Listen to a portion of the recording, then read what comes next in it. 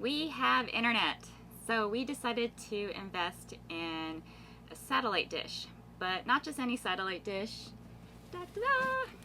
We decided to go with Starlink, the RV edition.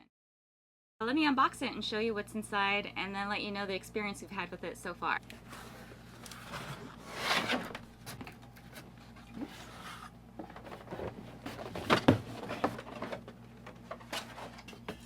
You get the stand, then you have the dish itself and detailed instructions. Your router, I think that's what it's called, or mesh. Here's the plug from the mesh to the wall, and you get 75 feet of wire. As far as connection goes, we noticed it's pretty good